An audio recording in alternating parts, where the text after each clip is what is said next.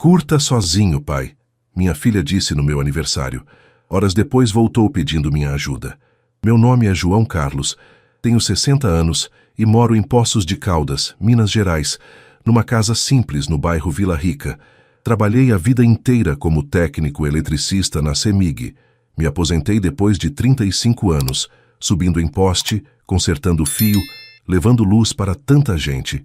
Sempre achei que meu maior orgulho não estava nos postes que escalei, mas na família que construí. Há 3 anos perdi minha Terezinha para um câncer. Ela foi embora devagar, sofrendo, mas sempre com aquele sorriso que iluminava a casa. Desde então, a casa ficou quieta demais, silenciosa demais. É como se as paredes guardassem a falta dela. Se você está assistindo agora, deixe nos comentários de onde você é e se inscreva no canal para acompanhar toda essa história.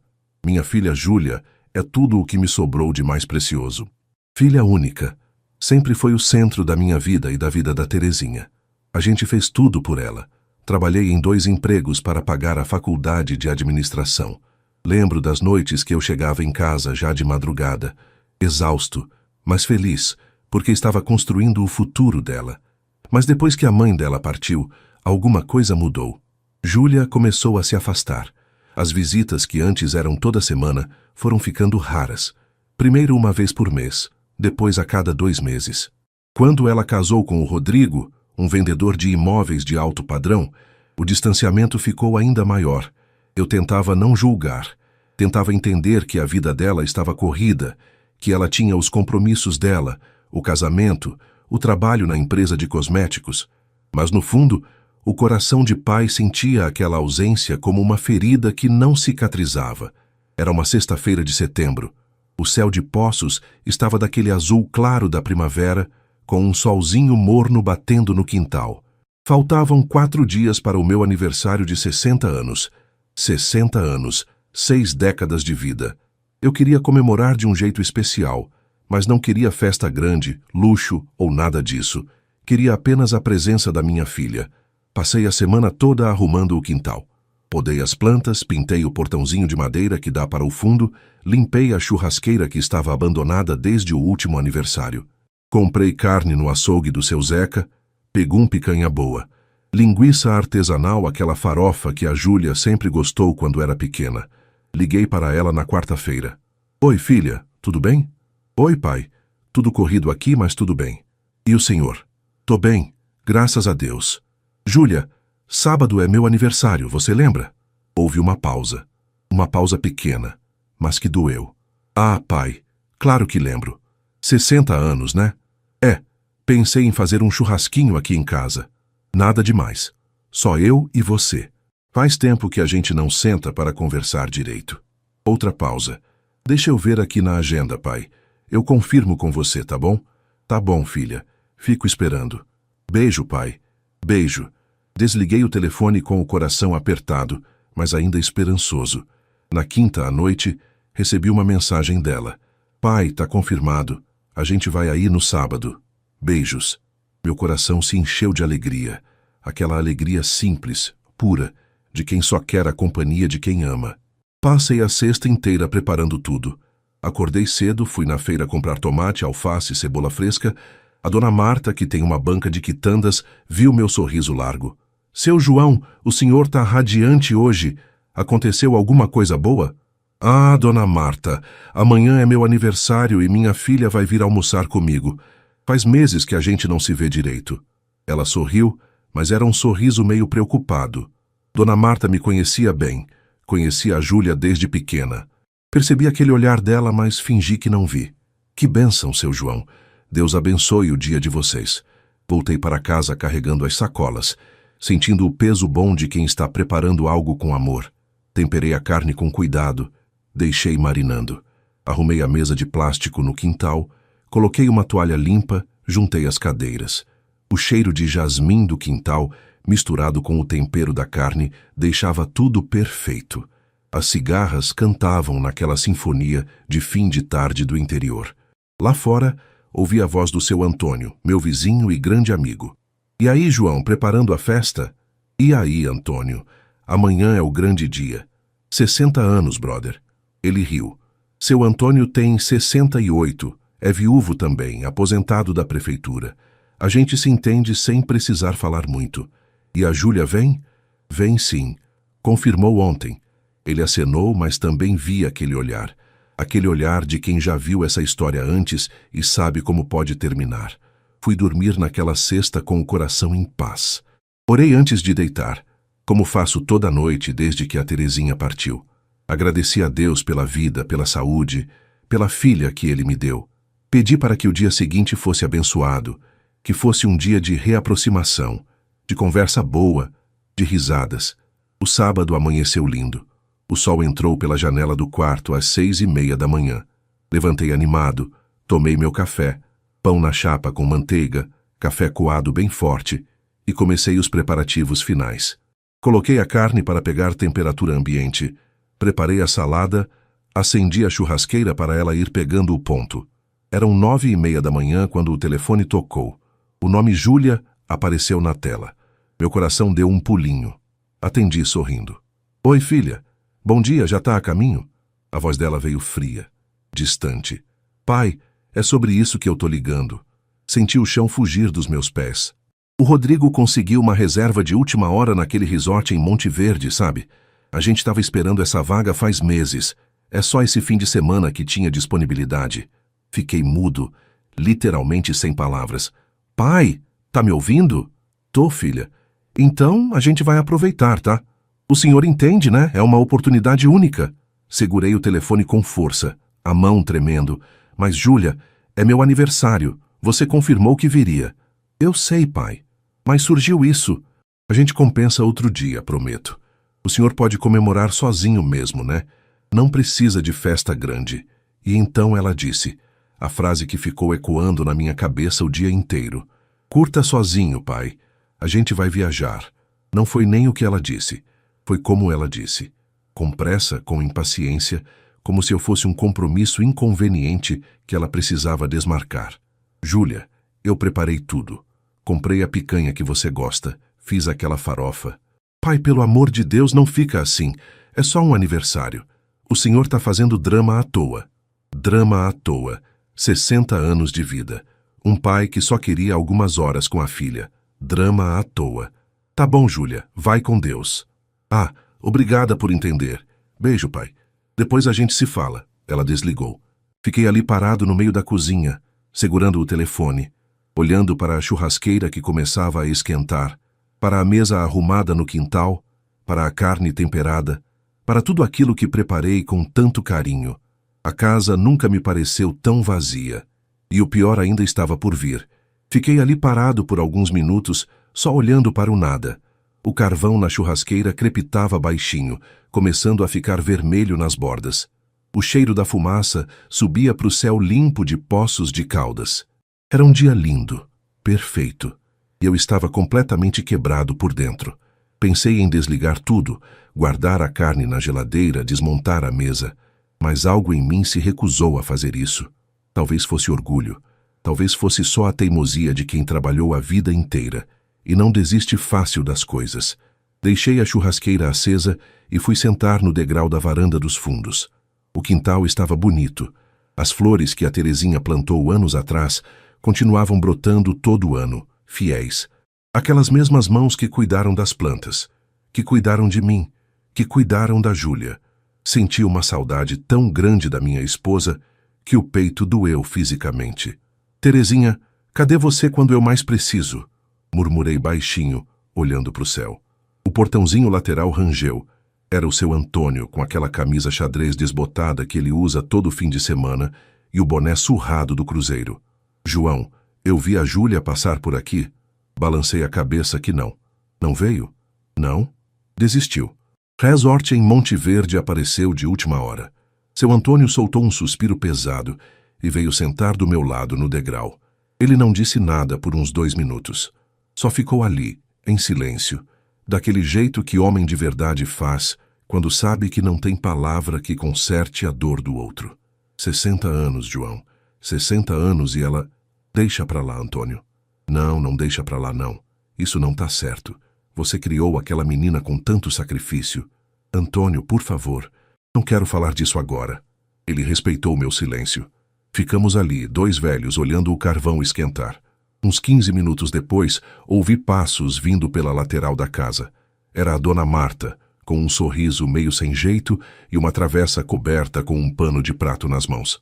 Seu João, o senhor me desculpa invadir assim, mas eu assava um bolo aqui em casa e pensei que o senhor ia gostar de um pedaço. Ela sabia. Claro que ela sabia. Notícia em bairro de interior corre rápido. Mas dona Marta tinha aquela delicadeza de fazer de conta que não sabia de nada, de chegar como se fosse coincidência, de não me fazer sentir pena de mim mesmo. Dona Marta, a senhora não precisava. Claro que eu precisava. É seu aniversário, seu João. 60 anos. Isso se comemora com gente ou sem gente. Ela destampou a travessa e o cheiro de bolo de fubá com goiabada encheu o quintal inteiro. Aquele bolo que a Terezinha fazia. Aquele cheiro de infância, de casa de vó, de coisa boa. Senti os olhos arderem. A senhora é muito boa, dona Marta. Boa nada, seu João. É obrigação de vizinho cuidar de vizinho. Seu Antônio se levantou. Pois é, e já que tem bolo, tem que ter almoço também. Essa picanha aí não vai se comer sozinha. Deixa eu buscar o arroz que a dona Célia fez hoje. Antônio, não precisa... João Carlos, você vai ficar aí discutindo ou vai deixar os amigos comemorarem com você?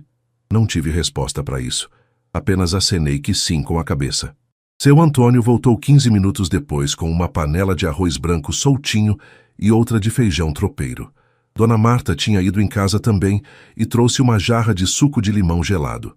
Pronto, agora sim temos um almoço de verdade, ela disse, arrumando tudo na mesa. Comecei a colocar a carne na grelha.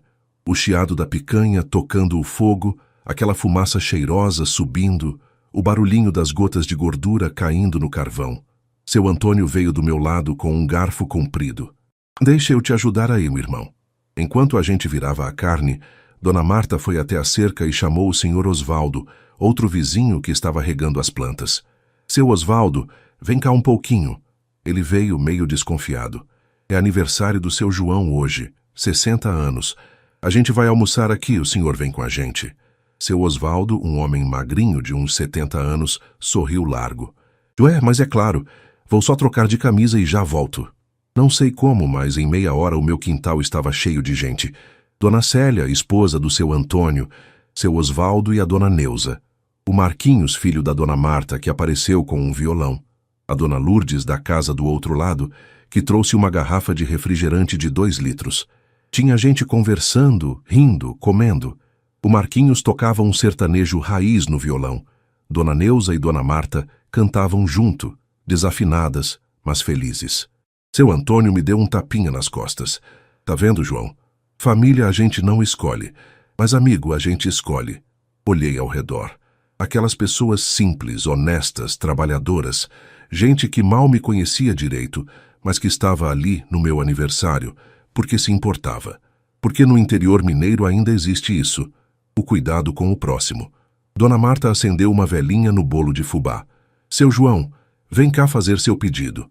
Todo mundo começou a cantar parabéns. Vozes desafinadas, mas sinceras. Vozes que preenchiam o vazio que a Júlia tinha deixado. Fechei os olhos diante daquela velinha e fiz meu pedido. Não pedi riqueza. Não pedi nada material.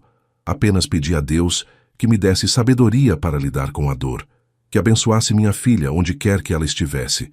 E que me ajudasse a entender que família verdadeira às vezes está mais perto do que a gente imagina. Apaguei a vela. Todo mundo aplaudiu. Comemos, conversamos, rimos. Por algumas horas esqueci a dor. Por algumas horas me senti completo novamente. Quando o sol começou a descer, lá pelas 5 da tarde, o pessoal foi indo embora aos poucos. Dona Marta me abraçou forte. Seu João, o senhor nunca vai estar sozinho enquanto a gente estiver aqui do lado, ouviu? Obrigado, Dona Marta, de coração. Seu Antônio foi o último a sair. João, você é um homem bom. E homem bom, mais cedo ou mais tarde, recebe o que merece. Pode acreditar.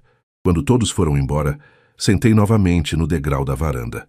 O quintal estava silencioso outra vez, mas era um silêncio diferente. Não era mais o silêncio da solidão. Era o silêncio de quem teve um dia cheio, de quem foi amado, de quem foi lembrado. Olhei para o céu que começava a ganhar as cores do entardecer.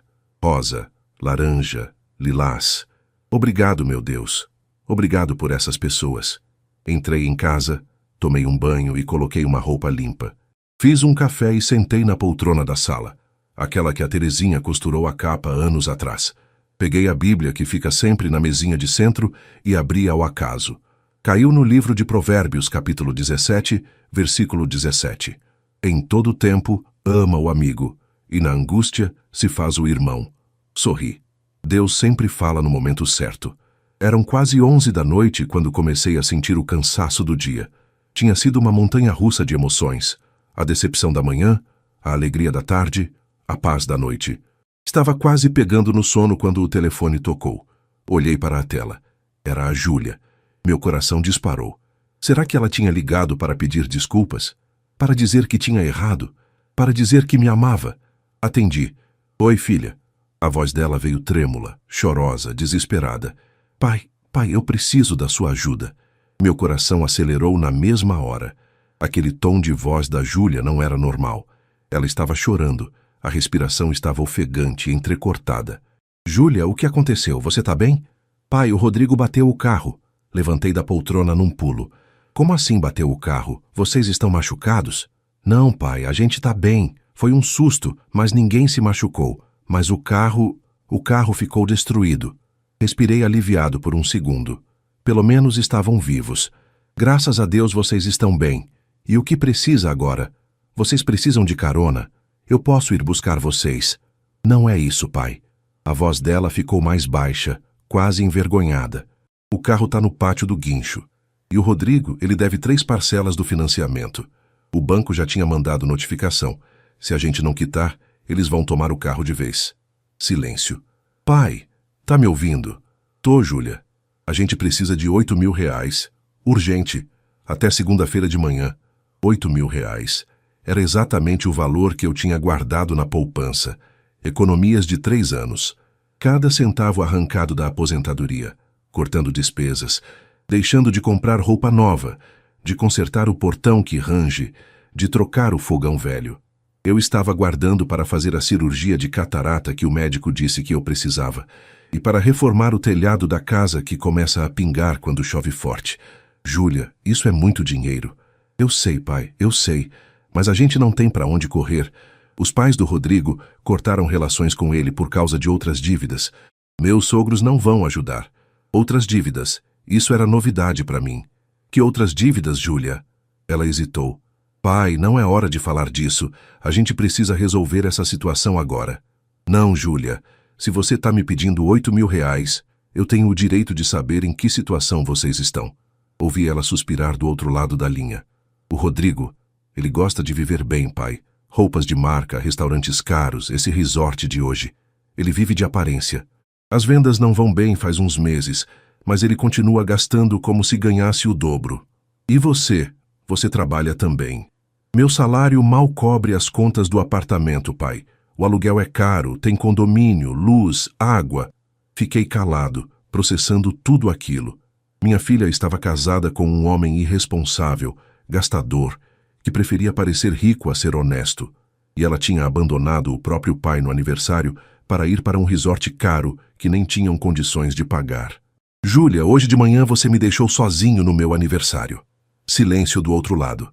Você disse que eu podia curtir sozinho, disse que eu estava fazendo drama à toa. Pai, eu sei que errei. Eu sei. Mas agora não é hora. Não é hora?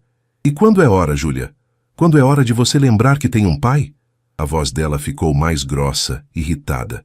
Pai, eu não liguei aqui para ouvir sermão.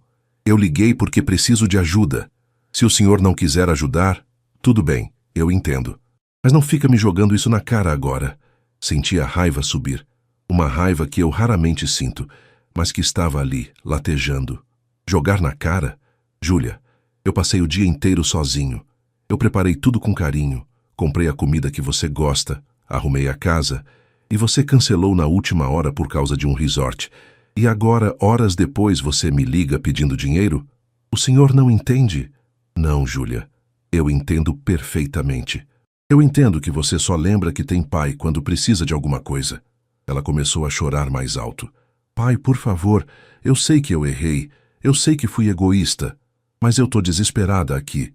A gente tá numa cidade que não conhece, sem carro, sem dinheiro suficiente nem para voltar para casa de ônibus. O Rodrigo tá em pânico. Por favor, pai. Pelo amor da minha mãe, me ajuda. Pelo amor da minha mãe. Ela sabia onde doía. Ela sabia exatamente o botão que apertar. Fechei os olhos. Júlia, esses 8.000 reais são tudo o que eu tenho guardado, tudo. Se eu te der esse dinheiro, eu vou ter que adiar a cirurgia que eu preciso fazer. Vou ter que conviver com a vista ruim, com a dificuldade de enxergar. E o telhado da casa vai continuar pingando. Você entende isso? Eu pago de volta, pai, eu prometo. Júlia, pelo amor de Deus, para de prometer coisas que você não vai cumprir. A frase saiu mais dura do que eu queria, mas era a verdade. Júlia sempre foi de fazer promessas. Promessa de visitar mais, promessa de ligar toda semana, promessa de levar a gente para almoçar. Promessas que nunca se cumpriam. Pai, eu tô pedindo de joelhos aqui. Literalmente de joelhos. Por favor. Olhei ao redor da minha sala simples. Os móveis velhos, as fotos da Terezinha na parede, a Bíblia aberta na mesinha. Pensei em tudo o que trabalhei na vida. Pensei nos sacrifícios que fiz pela Júlia. Pensei na menina pequenininha que eu embalava no colo, que eu ensinei a andar, que eu carreguei whey nas costas quando ela não queria mais caminhar. E pensei no homem que eu era, no homem que a Terezinha me ensinou a ser. Um homem de fé, de perdão, de amor. Júlia, onde vocês estão exatamente? A gente tá num hotel de beira de estrada perto de Gonçalves. O guincho trouxe a gente pra cá. Amanhã de manhã eu vou no banco. Vou fazer a transferência. Ouvi ela soltar um suspiro de alívio enorme. Pai, muito obrigada mesmo. Eu não sei como agradecer. Júlia, espera. Eu não terminei. Ela ficou em silêncio. Eu vou te emprestar esse dinheiro. Não vou dar, vou emprestar. E a gente vai fazer um acordo. Por escrito. Acordo? Isso. Você vai pagar esse dinheiro de volta, nem que seja 50 reais por mês. E até você pagar, eu espero que você venha me visitar pelo menos uma vez por mês. Não quero promessas vazias. Quero atitude. Ela hesitou. Pai, tudo bem. Eu aceito. E outra coisa, Júlia.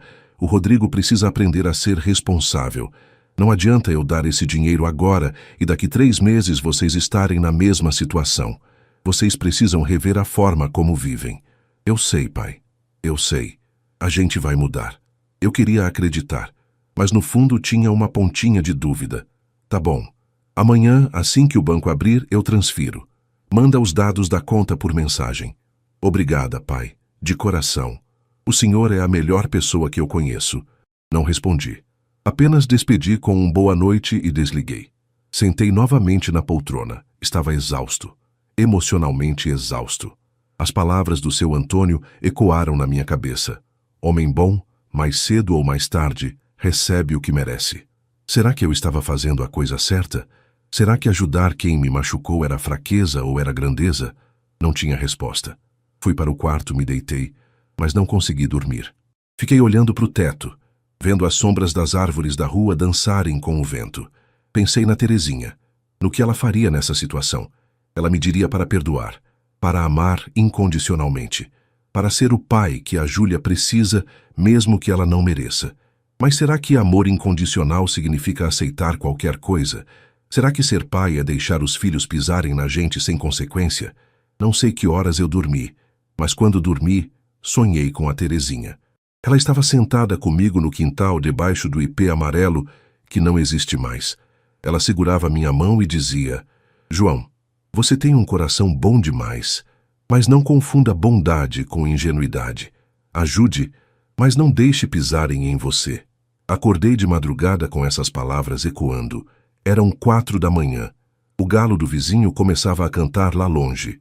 Levantei, fui até a cozinha, fiz um café, sentei na mesa e peguei um caderno velho que eu uso para anotar despesas. Comecei a escrever o acordo que faria com a Júlia, palavra por palavra. Cada cláusula pensada com cuidado. Quando o sol nasceu, às 6 da manhã, o acordo estava pronto. Tomei banho, coloquei a roupa de sair e às 9 em ponto estava na porta do banco. Fui um dos primeiros a entrar. Fui direto no caixa, saquei os 8.000 reais e fiz a transferência para a conta que a Júlia tinha mandado por mensagem. Olhei para o saldo zerado da minha poupança. 3 anos de economia. Zerado. Voltei para casa com um aperto no peito. Mal entrei no portão, vi o seu Antônio na janela. Ele acenou e eu acenei de volta, mas não tive coragem de contar o que tinha acabado de fazer. Entrei em casa, sentei na poltrona e fiquei ali, apenas respirando, tentando entender meus próprios sentimentos. A tarde passou devagar. Liguei para a Júlia para confirmar se o dinheiro tinha caído. Caiu, pai. Muito obrigada. A gente já foi no pátio, liberou o carro. Vamos conseguir voltar para casa. Ótimo. Não esquece do acordo que a gente combinou. Não esqueço, pai. Semana que vem eu vou aí levar o documento assinado. Tá bom. Desliguei. A semana passou. A Júlia não apareceu. Mandei mensagem na segunda. Ela respondeu: pai, desculpa. Essa semana tá corrida demais no trabalho. Semana que vem eu vou aí, prometo. Terça-feira da semana seguinte. Nada. Quarta. Nada. Na quinta liguei. Júlia, cadê você? Você disse que vinha. Pai, eu juro que eu vou. É que surgiu um problema aqui no serviço. Júlia, você prometeu. Eu sei, pai, mas o senhor precisa entender. Desliguei o telefone. E foi nesse momento que percebi. Nada tinha mudado. Eu tinha dado o dinheiro, tinha ajudado, tinha salvado ela de mais uma enrascada. E ela continuava me tratando como segunda opção. Naquela noite, sentado no quintal, olhando para o céu estrelado de Poços, tomei uma decisão. Ia mudar a forma como eu lidava com isso. Não ia mais aceitar migalhas de atenção. Não ia mais aceitar promessas vazias. E foi nesse momento, no silêncio da noite, que o telefone tocou de novo. Mas dessa vez não era a Júlia. O nome na tela do celular era desconhecido. Um número de São Paulo que eu nunca tinha visto. Hesitei por um segundo antes de atender. Alô? Boa noite. O senhor é o João Carlos, pai da Júlia? Era uma voz masculina, educada, mas séria. Sou sim. Quem fala? Meu nome é Eduardo. Eu era colega de trabalho do Rodrigo. Era. Passado. O que o senhor quer? Olha, seu João, eu fiquei sabendo que o senhor emprestou dinheiro para o Rodrigo recentemente, e eu achei que o senhor deveria saber de algumas coisas. Meu corpo inteiro ficou tenso. Que coisas? Eduardo suspirou do outro lado da linha. O Rodrigo foi demitido da imobiliária faz 2 meses. Ele mentiu para Júlia. Ele sai de casa todo dia como se fosse trabalhar, mas não tem mais emprego. Senti como se tivessem jogado um balde de água gelada em mim. Como assim foi demitido? Irregularidades, seu João. Ele manipulava valores de comissão, mentia para clientes sobre características dos imóveis, fazia propostas sem autorização da empresa. Quando a gente descobriu, tentamos resolver internamente, mas ele continuou. Não teve jeito. Foi demitido por justa causa. Fechei os olhos. Minha filha estava casada com um mentiroso, um golpista. Por que você está me contando isso? Porque eu conheço o Rodrigo faz 5 anos, seu João. E eu vi ele fazer isso com muita gente. Ele pede dinheiro emprestado, promete pagar e nunca paga. Tem pelo menos 3 colegas aqui que perderam dinheiro com ele. E quando eu soube que ele tinha batido o carro e que tinha pedido dinheiro para o senhor, eu pensei, alguém precisa avisar esse homem. E a Júlia, ela sabe disso? Não sei dizer, seu João. Mas se eu fosse apostar, diria que não. O Rodrigo é muito bom em enganar as pessoas. Ele tem uma lábia incrível. Convence qualquer um. Fiquei em silêncio, processando aquilo tudo. Seu João, o senhor ainda está aí? Tô, só tentando entender tudo isso. Olha, eu não quero me meter na vida de ninguém, mas eu achei que o senhor merecia saber a verdade. O dinheiro que o senhor emprestou? Sinceramente, eu duvido que volte. O Rodrigo deve para meio mundo. Obrigado por me avisar, Eduardo. De nada, seu João. Boa sorte. O senhor vai precisar. Ele desligou.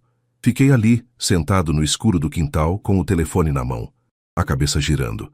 O Rodrigo não tinha mais emprego. Estava mentindo para Júlia. E, pelos vistos, tinha um histórico de enganar pessoas. E eu tinha acabado de dar 8.000 reais para ele. Levantei e comecei a andar de um lado para o outro do quintal.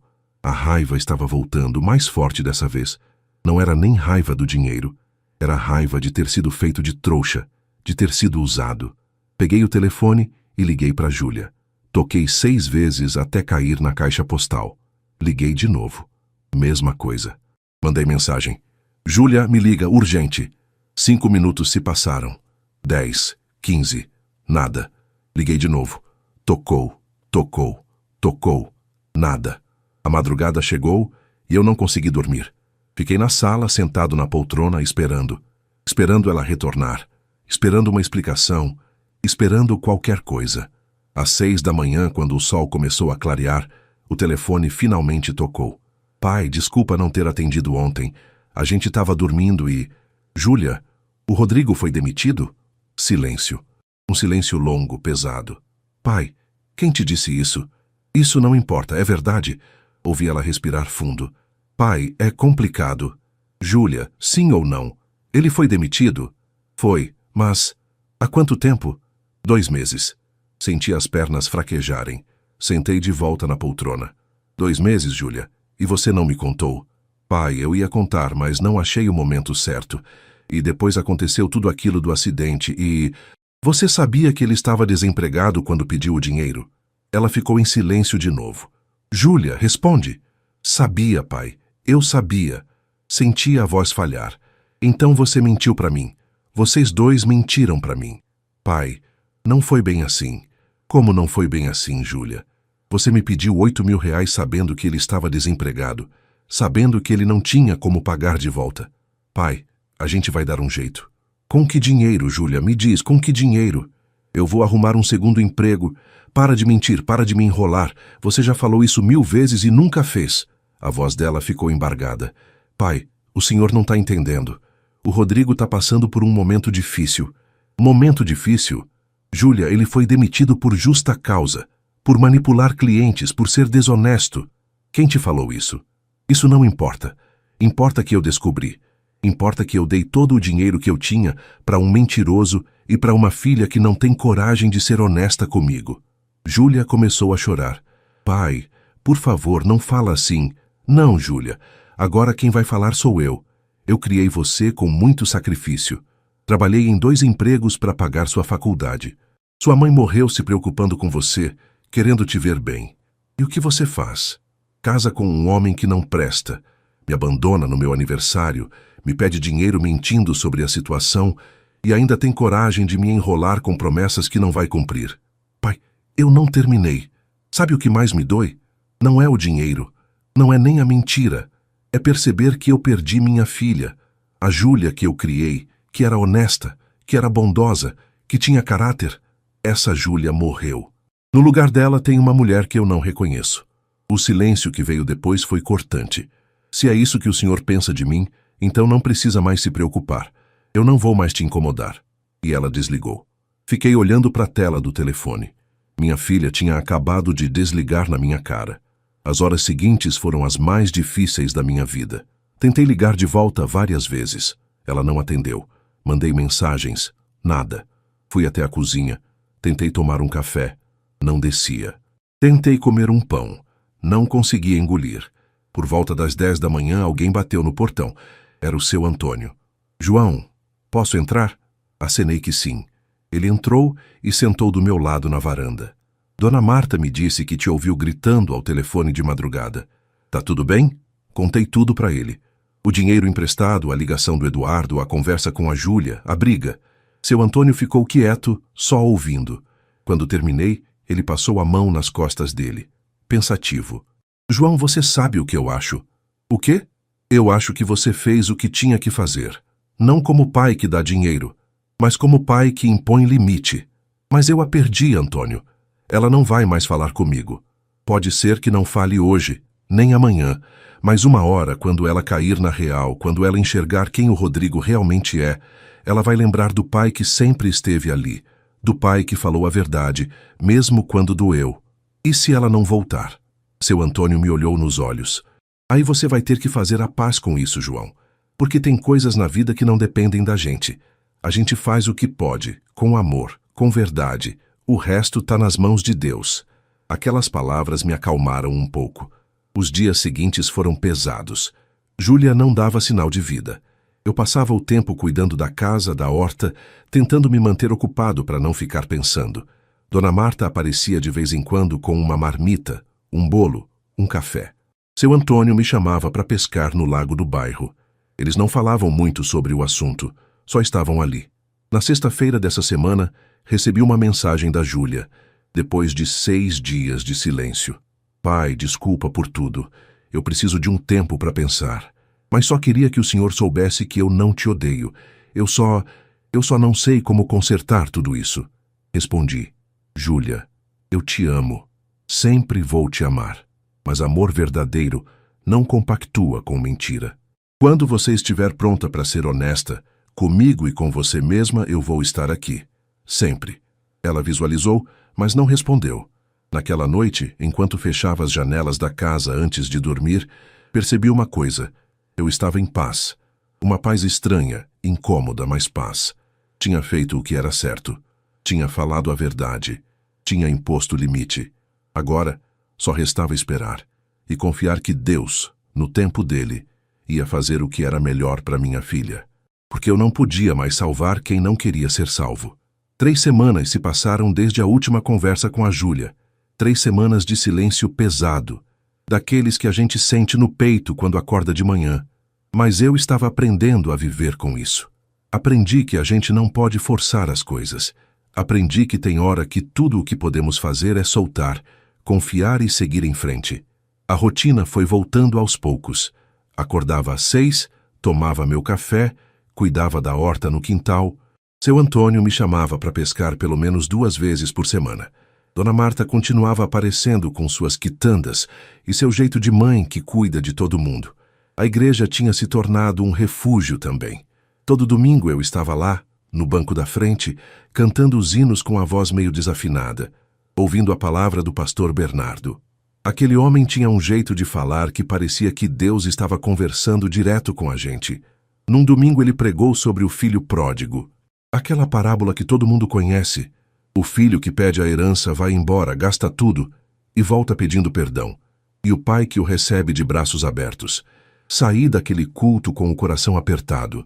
Será que era isso que Deus estava me pedindo? Para esperar a Júlia voltar? Para estar de braços abertos quando ela voltasse? Na terça-feira dessa semana, fui no mercado do seu Zé fazer as compras do mês. Peguei minha lista simples. Arroz, feijão, café, açúcar, óleo, uns legumes. Estava na seção de hortifruti, escolhendo tomates quando ouvi uma voz feminina atrás de mim. Seu João? Me virei. Era a Patrícia, uma moça nova, de uns 30 anos, que mora no condomínio perto do centro. Eu a conhecia de vista, da igreja. Oi, Patrícia, tudo bem? Tudo, seu João. Posso falar com o senhor um minutinho? Claro. Ela olhou para os lados, meio sem graça, como quem quer falar algo delicado. É sobre sua filha, a Júlia. Meu corpo inteiro ficou alerta. O que tem a Júlia? Olha, eu não sei se devo falar isso, mas eu moro no mesmo condomínio que ela e o Rodrigo, e eu tenho visto umas coisas que me deixaram preocupada. Que tipo de coisas? Patrícia respirou fundo. O Rodrigo, ele não fica em casa durante o dia. Ele sai de manhã cedo vestido como se fosse trabalhar, mas volta só de noite. E tem dias que eu vejo ele chegando em carros diferentes, com pessoas diferentes. Como assim? Uma vez eu vi ele descendo de um carro de aplicativo às 11 da manhã. Outra vez era 2 da tarde e ele estava entrando no condomínio a pé, vindo da avenida. E esses dias, seu João, eu vi ele com uma mulher. Senti o estômago revirar. Que mulher? Uma loira de uns 35 anos. Eles estavam no estacionamento do condomínio, dentro do carro dela, conversando bem próximos, íntimos demais para ser só amizade, se é que o senhor me entende. Fechei os olhos por um segundo. A Júlia sabe disso? Não sei, seu João, mas eu acho que não, porque ela sai para trabalhar todo dia de manhã e só volta no fim da tarde. E o Rodrigo fica fazendo o que ele faz. Patrícia, por que você está me contando isso? Ela colocou a mão no meu braço com um jeito maternal. Porque seu João é uma boa pessoa. Todo mundo no bairro sabe disso. E eu sei que a Júlia é sua filha única. Se fosse minha filha, eu ia querer que alguém me avisasse. Agradeci a ela e terminei minhas compras no modo automático. Mal prestava atenção no que estava pegando. A cabeça estava longe, processando tudo aquilo. Voltei para casa com as sacolas pesadas e o coração mais pesado ainda. Guardei as compras, sentei na cozinha e fiquei ali olhando para a parede. Minha filha estava sendo traída e provavelmente nem sabia. A tarde inteira fiquei naquele dilema. Devia contar para ela ou devia ficar quieto? A gente tinha brigado, ela tinha me cortado, não falava comigo fazia semanas. Mas ela era minha filha, e nenhuma mágoa, nenhuma briga, nenhum orgulho era maior do que o amor de pai. Peguei o telefone e mandei uma mensagem. Júlia, podemos conversar? É importante. Esperei. 1 hora, 2 horas. Nada. De noite tentei ligar. Caiu direto na caixa postal. No dia seguinte, tentei de novo. Mesma coisa. Seu Antônio apareceu no fim da tarde. João, você tá com uma cara péssima. O que aconteceu? Contei para ele sobre o encontro com a Patrícia, sobre o Rodrigo, sobre a mulher no estacionamento. Seu Antônio balançou a cabeça, revoltado. Esse cara é um safado, João. Um safado completo. Eu sei. Mas o que eu faço, Antônio? A Júlia não fala comigo. Como eu vou avisar ela? Você precisa ir até lá. Ir até lá? Isso. Ir no apartamento dela. Bater na porta. Olhar nos olhos dela e falar a verdade. E se ela me mandar embora? Aí pelo menos você vai ter feito sua parte. Vai ter cumprido seu papel de pai. O resto é com ela. Ele tinha razão. Na quinta-feira de manhã peguei o ônibus para São Paulo. Uma viagem de 2 horas e meia. Fazia mais de 1 ano que eu não ia na cidade grande. Desde o casamento da Júlia. Cheguei no condomínio por volta das 11 da manhã. Era um prédio bonito, moderno, com porteiro eletrônico e tudo. Apertei o botão do apartamento dela. Tocou várias vezes. Ninguém atendeu. Esperei uns minutos e tentei de novo. Nada. Sentei num banco na praça em frente ao condomínio. Ia esperar o tempo que fosse necessário. 12:00 passou. 1 hora. 2 horas. Às 3 da tarde, vi a Júlia chegando. Ela vinha a pé da avenida com a bolsa a tiracolo e uma expressão cansada no rosto. Levantei e fui na direção dela. Júlia! Ela parou assustada. Me olhou como se estivesse vendo um fantasma. Pai, o que o senhor está fazendo aqui? Precisava falar com você.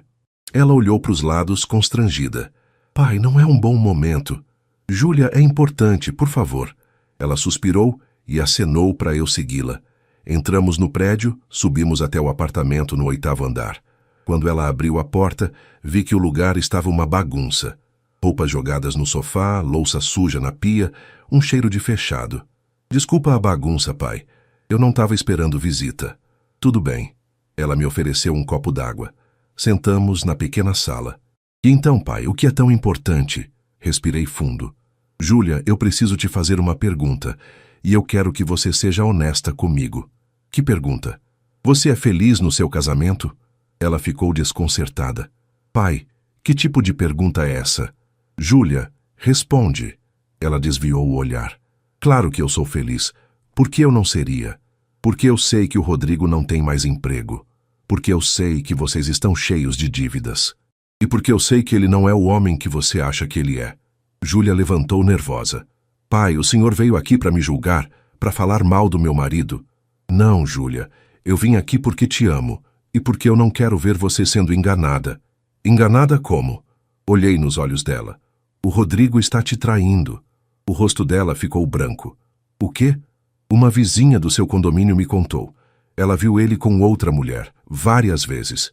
Júlia começou a rir. Um riso nervoso, sem graça. Pai, isso é ridículo. Quem foi que te disse isso? Alguma fofoqueira? Júlia, não é fofoca, é verdade. Não, pai, não é. O senhor só quer arrumar motivo para eu terminar com ele porque o senhor nunca gostou dele. Júlia, escuta. Não. O senhor escuta. O Rodrigo pode ter defeitos, pode estar desempregado, pode ter errado em muita coisa, mas ele não me trai. Ele me ama. A voz dela estava embargada, os olhos cheios de lágrimas. Mas não eram lágrimas de tristeza. Eram de raiva, de negação. Júlia, vai embora, pai, por favor, vai embora. Filha, eu só quero te ajudar. Eu não preciso da sua ajuda. O grito ecoou pelo apartamento pequeno. Fiquei ali, parado, sem saber o que fazer. Júlia tinha o rosto vermelho, as mãos tremendo, os olhos transbordando. Júlia, por favor, sai da minha casa, pai. Sai agora. Levantei devagar. Caminhei até a porta. Antes de sair, me virei uma última vez. Quando você estiver pronta para enxergar a verdade, eu vou estar esperando. Sempre. Ela não respondeu. Apenas ficou ali de costas, segurando a bancada da cozinha. Saí do apartamento com o coração despedaçado. Desci as escadas devagar, saí do prédio e caminhei até o ponto de ônibus. Sentei e esperei. O ônibus demorou 40 minutos. Na viagem de volta para Poços, fiquei olhando pela janela.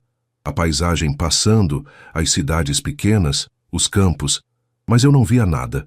Só via o rosto da minha filha, perdida, sofrendo, se recusando a ver o óbvio. Cheguei em casa já de noite. Seu Antônio estava sentado no portão da casa dele como se estivesse me esperando. E aí, João? Conseguiu falar com ela? Consegui, mas ela não quis ouvir. Ela vai ouvir, no tempo certo. Será, Antônio? Ele se levantou e veio até mim. João, você fez o que tinha que fazer. Plantou a semente. Agora é deixar Deus regar. Entrei em casa, tomei um banho demorado, coloquei uma roupa limpa, fui até a sala, peguei a Bíblia e abri ao acaso mais uma vez. Caiu em Provérbios 3, versículos 5 e 6. Confia no Senhor de todo o teu coração e não te estribes no teu próprio entendimento. Reconhece-o em todos os teus caminhos, e ele endireitará as tuas veredas. Fechei os olhos e orei. Orei pela Júlia, pelo casamento dela, pela cegueira dela. Orei para que Deus abrisse os olhos dela no tempo certo. E orei por mim, para que eu tivesse força de continuar sendo pai, mesmo quando doesse tanto. Passaram-se 5 dias desde minha visita ao apartamento da Júlia. 5 dias sem notícias, sem mensagens, sem nada. O silêncio tinha voltado mais pesado do que antes, mas dessa vez eu estava mais conformado. Tinha feito minha parte, tinha alertado, tinha dito a verdade. O resto estava nas mãos de Deus. A vida em Poços continuava seu ritmo tranquilo. Eu cuidava da horta, regava as plantas, consertava uma cerca aqui, pintava um portão ali. Trabalho não faltava numa casa antiga como a minha. Na quarta-feira, estava podando as roseiras do quintal quando o telefone tocou. Era um número desconhecido de São Paulo. Atendi, meio receoso. Alô? Seu João? Era uma voz feminina, jovem, que eu não reconheci. Sim, quem fala?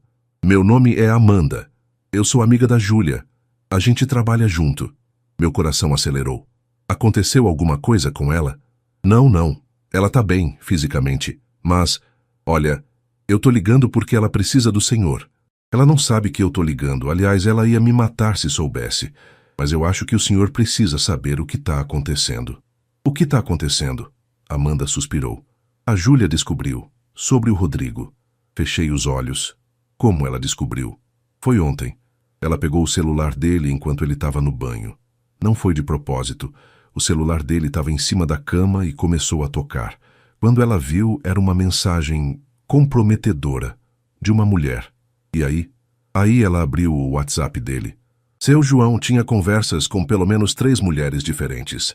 Conversas íntimas, fotos, promessas. O Rodrigo não estava só traindo ela. Ele estava tendo casos com várias ao mesmo tempo. Senti a raiva subir, mas mantive a voz calma. E o que aconteceu? Eles brigaram a noite inteira. A discussão foi tão alta que os vizinhos chamaram a polícia. A polícia veio, separou os dois, acalmou a situação. Mas hoje de manhã, quando a Júlia chegou no trabalho, ela estava destruída. Olhos inchados, voz rouca de tanto chorar. Ela mal conseguiu trabalhar. Passou o dia inteiro no banheiro chorando. Meu peito apertou de uma forma que não sei descrever. E onde ela está agora? Ela saiu do trabalho mais cedo. Disse que ia para casa. Mas eu não sei se é uma boa ideia ela ficar sozinha lá. O Rodrigo está lá também.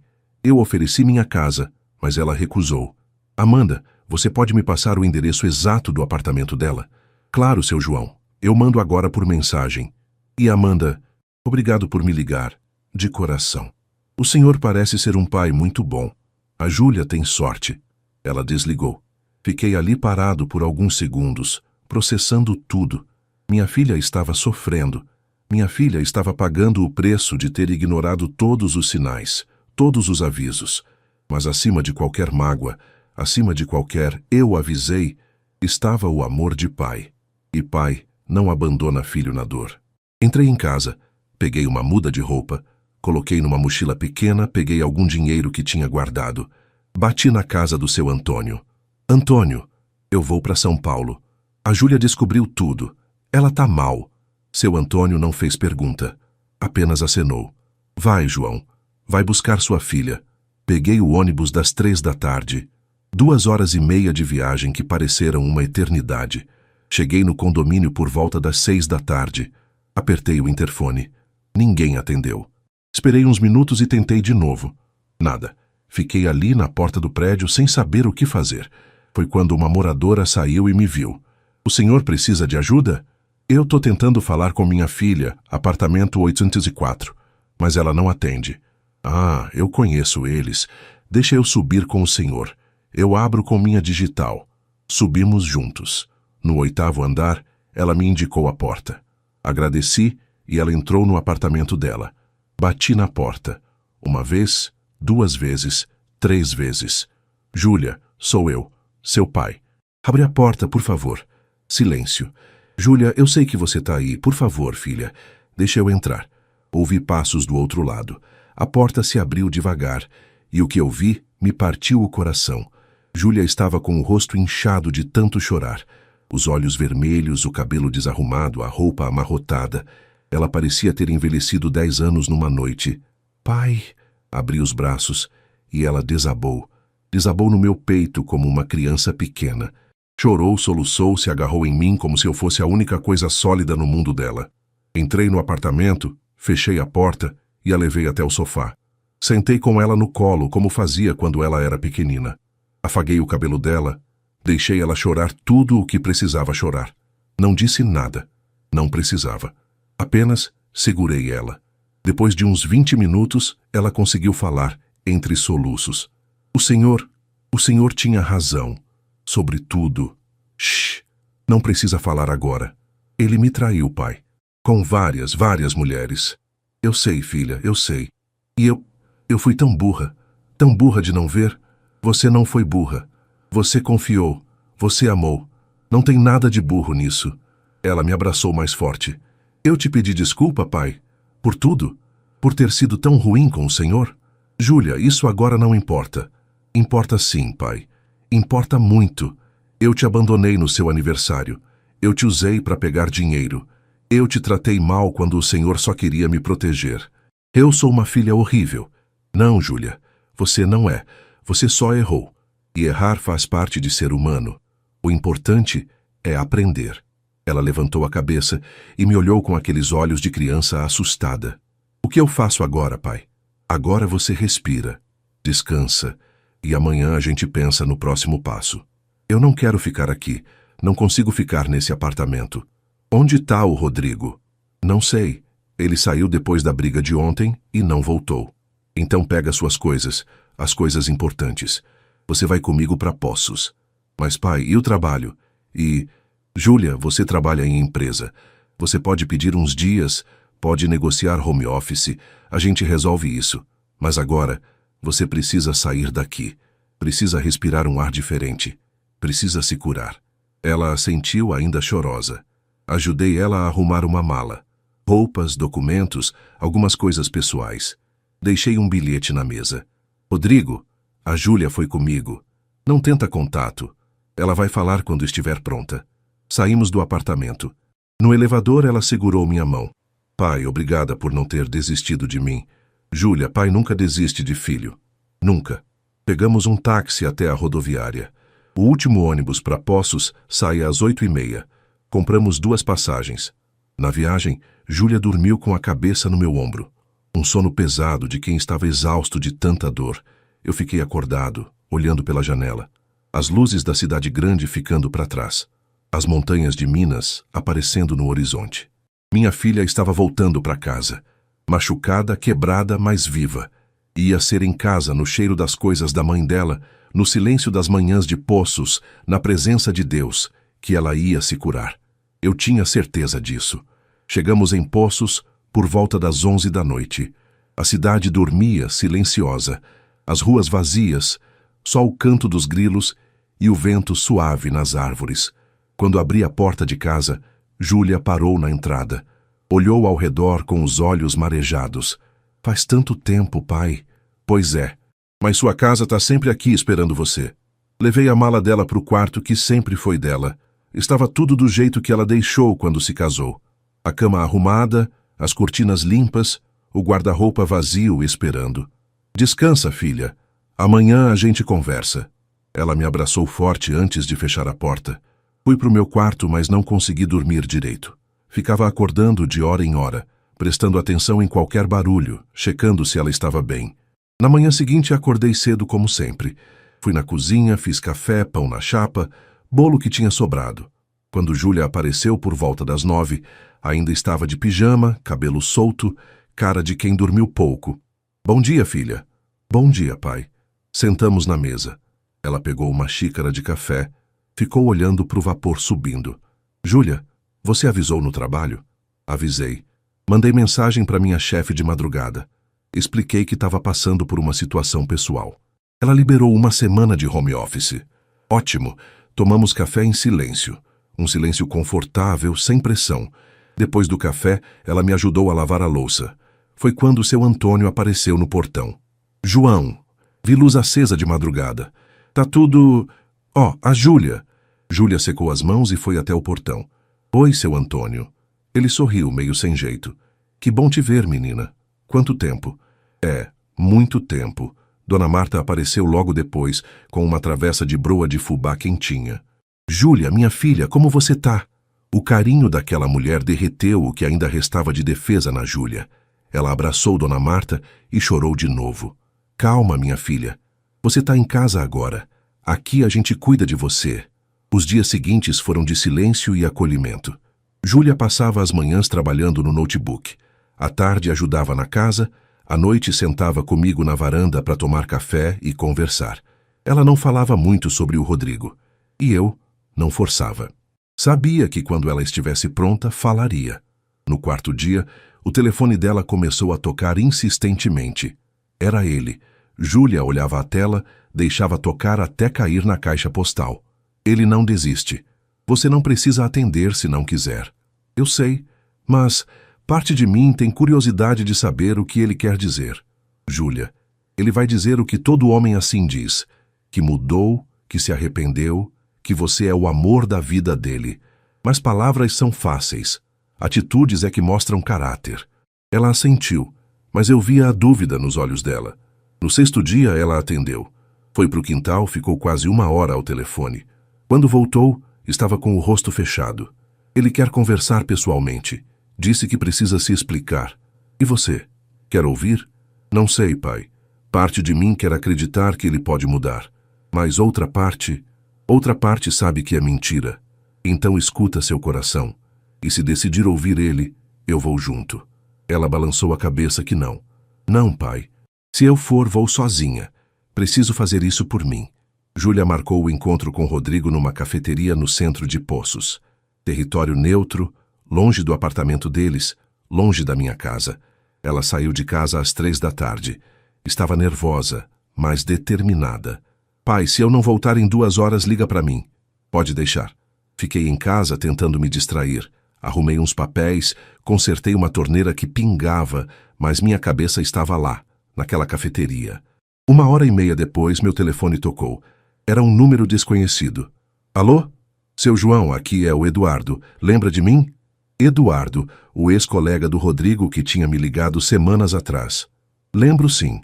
Olha, eu soube que a Júlia descobriu tudo e que está aí em Poços com o senhor. E tem uma coisa que eu preciso falar. Algo que eu descobri esses dias. O que foi? O Rodrigo está devendo para a agiotagem. Muito dinheiro, uns 30 mil reais. Senti o chão sumir. Como assim agiotagem? Ele pegou dinheiro com a agiota para bancar o estilo de vida dele. Resort, restaurante, roupas, carro. Tudo no fiado com essa gente. E agora tão cobrando. E cobrando pesado. Eduardo, como você sabe disso? Porque o agiota apareceu aqui na imobiliária procurando ele, achando que ele ainda trabalhava aqui. O cara fez ameaça, disse que se o Rodrigo não pagar, vai ter problema sério. Minha cabeça girou. Você acha que a Júlia corre perigo? Não sei, seu João. Mas eu acho que ela precisa saber disso. Precisa se afastar de vez desse cara. Agradeci e desliguei. Olhei para o relógio. Faltavam 15 minutos para as 2 horas. Não consegui esperar. Peguei as chaves e fui até o centro de carro, numa carona que o seu Antônio me deu. Cheguei na cafeteria, pela vidraça, vi Júlia sentada numa mesa do fundo e o Rodrigo na frente dela, segurando a mão dela, falando com urgência. Entrei. Júlia me viu e arregalou os olhos. Pai, o que o senhor está fazendo aqui? Rodrigo se levantou irritado. Seu João, isso é uma conversa particular. Olhei nos olhos dele. Aquele homem que tinha destruído minha filha. Rodrigo, você contou para Júlia sobre os 30 mil que você deve para a agiota? O rosto dele ficou branco. Júlia se levantou. O quê? Rodrigo gaguejou. Júlia, eu ia te contar. 30 mil para a agiota, Rodrigo? 30 mil? Foi por causa da gente, amor. Para manter nosso padrão, para você não passar necessidade. Não coloca isso em mim. Eu nunca pedi luxo. Eu nunca pedi resort. Isso era tudo para alimentar seu ego. As pessoas na cafeteria começaram a olhar. Júlia pegou a bolsa. Acabou, Rodrigo. Definitivamente acabou. E não me procura mais. Nunca mais. Ela saiu. Eu fui atrás. Rodrigo tentou seguir, mas eu me coloquei na frente dele. Deixa ela em paz. Seu João, o senhor não entende. Eu entendo perfeitamente. Você é um mentiroso, um golpista e um covarde. E se você se aproximar da minha filha de novo, eu não vou mais ser educado. Saí da cafeteria. Júlia estava na calçada, chorando, mas era um choro diferente. Era um choro de alívio. Acabou, pai. Acabou de verdade. Abracei ela. Sim, filha. Acabou. 2 semanas depois do encontro na cafeteria, Júlia estava diferente. O brilho nos olhos tinha voltado. O sorriso aparecia com mais frequência. Ela tinha entrado com o pedido de divórcio. Um advogado de Poços, indicado pelo pastor Bernardo, estava cuidando de tudo. É divórcio litigioso, pai, mas eu não quero nada dele. Nem móveis, nem dinheiro, nada. Só quero minha liberdade. E o apartamento? Tá no nome dele. As dívidas também. Eu saí limpa disso tudo, graças a Deus. Ela tinha negociado com a empresa para trabalhar remoto definitivamente. A chefe, compreensiva, aceitou. Quer dizer que você vai ficar? Júlia sorriu. Se o senhor deixar. Júlia, essa é sua casa. Sempre foi. Ela me abraçou. Obrigada, pai, por tudo. Reformamos o quarto dela. Pintamos as paredes, trocamos as cortinas, compramos uma mesa para ela trabalhar. Dona Marta doou um tapete lindo. Seu Antônio ajudou a instalar uma estante. A casa ganhou vida de novo. Júlia cozinhava, limpava, cuidava da horta comigo. À noite a gente sentava na varanda e conversava sobre tudo. Sobre a mãe dela, sobre a vida, sobre planos. Pai, eu quero pagar aqueles 8 mil reais. Júlia, não, pai. Eu quero. Não vai ser agora, não vai ser rápido, mas eu vou pagar. É uma questão de honra. Olhei para ela com orgulho. Tá bom, no seu tempo. 1 mês depois da volta dela, fizemos um churrasco no quintal. Convidamos seu Antônio, Dona Marta, o pessoal da igreja.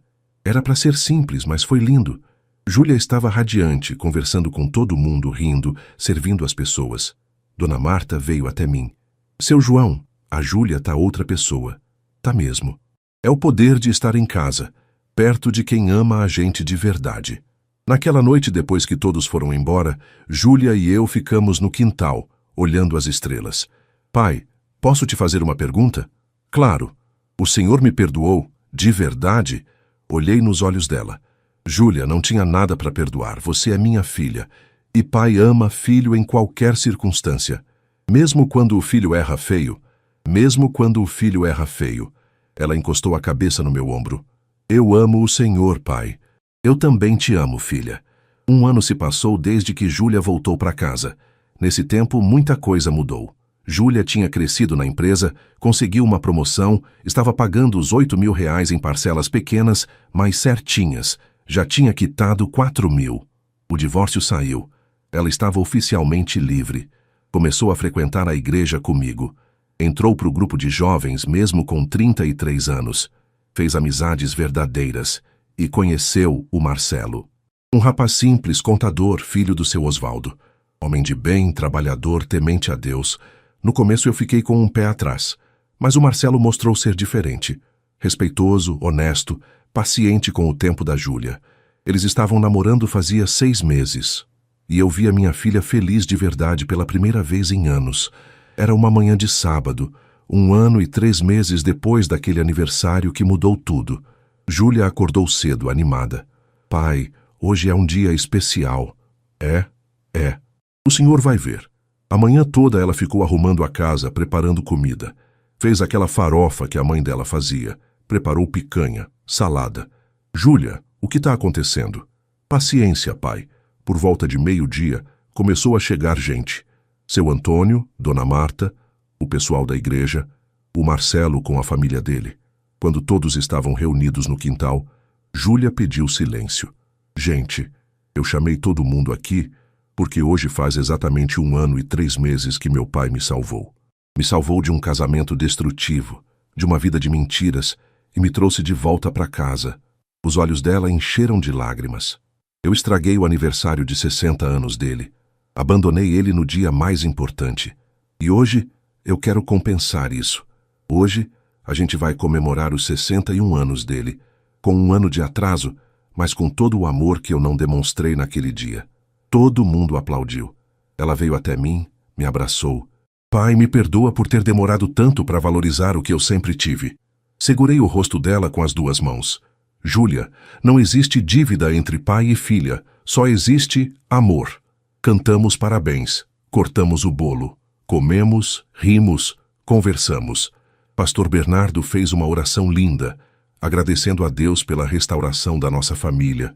Quando a tarde caiu e o pessoal começou a ir embora, Júlia sentou comigo no degrau da varanda, como a gente fazia toda noite. Pai, eu aprendi uma coisa esse ano. O quê? Que família verdadeira não é quem te dá tudo, é quem fica quando você não tem mais nada para dar. Sorri. Sua mãe diria a mesma coisa. Eu sinto falta dela todo dia. Eu também. Mas eu sei que ela está feliz, lá de cima, vendo a mulher forte que você se tornou. Ficamos ali em silêncio, vendo o sol se pôr sobre Poços de Caldas.